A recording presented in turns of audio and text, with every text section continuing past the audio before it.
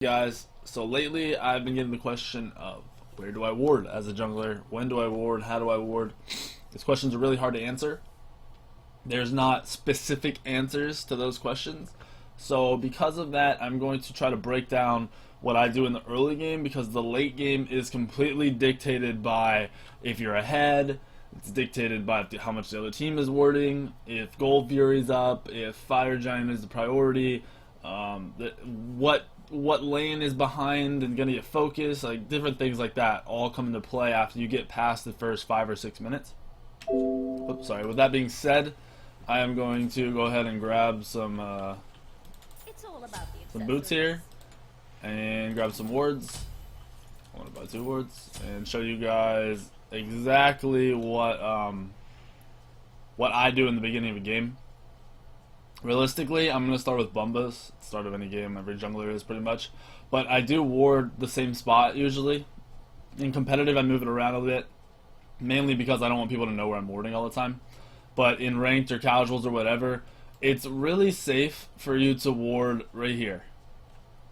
If you place your ward right there, you will have vision when the jungler rotates from the solo lane, because he's going to clear blue and then head towards middle. So he'll have to walk over this ward, like 99% of the time.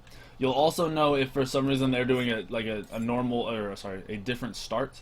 If they start mids, you'll know, and you'll be able to change up your strategy from that. Now, that's the start of the game. That's going to be cover your first, whatever, however long ward lasts. What is it, 3 minutes? Is that, yeah, 3 minutes? Okay, so you're not going to start with 2 wards. I'm just trying to prove a point here. Aggressive wards are almost always better for you as a jungler. It allows you more time to react to what the other team is doing.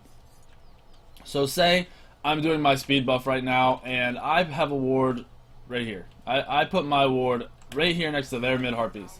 So if I'm on my speed right now and I see any mid laner rotate through here, if you can see where I'm pinging, if any mid laner rotates through there or a jungler rotates through there, I can react. I can instantly leave my speed buff and start coming to duo lane, or I can tell duo lane to back off because the mid lane is rotating. Now, I personally believe these wards that show vision ahead of time are going to be way more useful than any other ward you could really place down. Your duo lane is really going to be warding in this area right here by their purple, by the other team's purple, or they'll be warding over here in between Gold Fury and the lane, or they'll even be warding their own purple buff.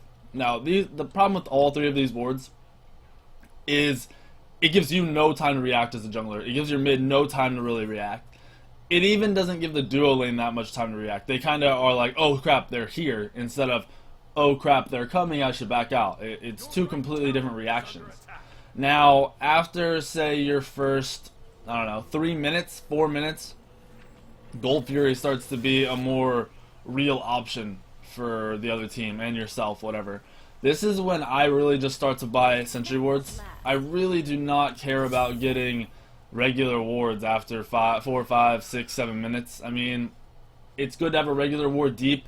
If you regular ward here around their red, here around their speed, or put regular wards here to have vision for your solo laner, it's good because those wards don't get counter warded. No one's going to waste their time counter warding their red buff. No one's going to waste their time counter warding their own speed buff. It also gives you that vision of you have time to react. They're so deep in their own jungle that you always have time to react or tell your team to react. Now, once you start buying counter wards, this is where your options kind of vary. Around, like I said, 3, 4, 5, 6 minutes is when the other team is going to also start counter warding. They're also going to be aggressive warding in your jungle. Very common first place for me to counter ward is going to be right here at my own mid harpies. By counter warding this, you're going to have vision to rotate. You can rotate up from your mid lane down there, sorry, your mid lane by tier 2 or your mid lane by tier 1. You have free reign to just run around in this area. And this area is almost always going to allow for you to path to the duo lane. Now, like I said, the duo lane wards a lot. Your other team's going to be warding over there by purple buff, or they'll be warding Gold Fury, or they'll be warding their own purple buff. So this allows you to make that decision of which route you're going to take. Are you going to take the route over here? Are you going to take the route to gold? Are you going to take a route by mid harpies and try to gank mid lane? It just gives you more mobility, more free roam without the other team knowing exactly what you're doing. Now, after you have this counter warded, my idea for you to try is to put all the rest of your counter wards here on their side of mid harpies. This will allow for you to have the aggression more than just that little bit of free reign. So that ward over there, that counter ward is going to give you a little bit of free reign. Like I said, you're going to be able to move a little bit more, but it's not going to guarantee your ganks. Now, having this ward gone, if there's no vision from mid harpies to mid harpies, you can run all the way through their own jungle and they're going to have no idea. This makes pathing completely different because you can catch people when they try to rotate. You can stand here and catch people. You can invade their side of the jungle. You can path around the deep side over here. If you path deep like this and you look to blink or even just jump over the wall from purple, they're very rarely going to have vision. Usually vision is going to be kind of deep in this area, and that's just because the wards are so small, the vision they grant is so small now. So that covers pretty much the whole duo side of the map for you guys. For the first, basically, I cover the first couple minutes, and then everything else just transitions through the rest of the game. You're going to obviously counter ward gold when your team needs you to counter ward gold. You're not always going to counter ward mid harpies. Those are just good places for you to start out warding. And counter wards are really the key in this meta. If you kill one of their wards, you get most of your gold back, so it's not that big of a deal.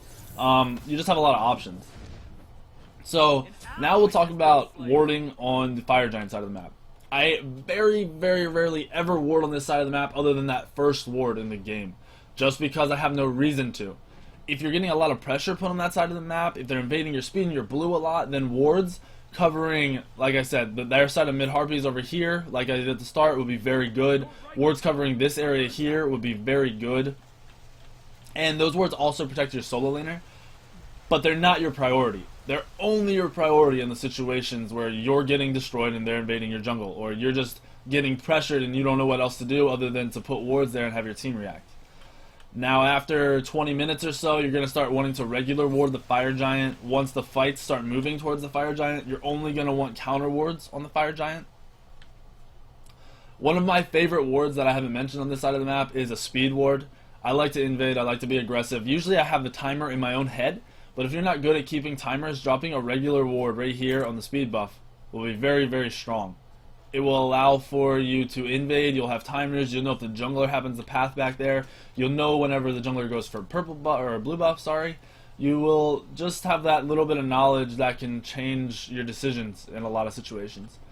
I don't, like I said, I don't do that ward too much just because I know timers. I'm very good with my timers. For you, it might be a good place to start when you're working and learning your timers.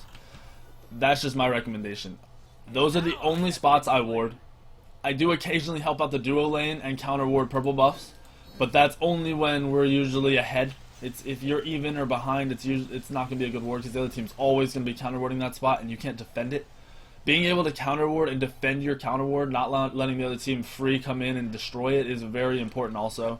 It's not something you as a jungler can control because you usually need your team to back you up. That's the only way it's going to work out.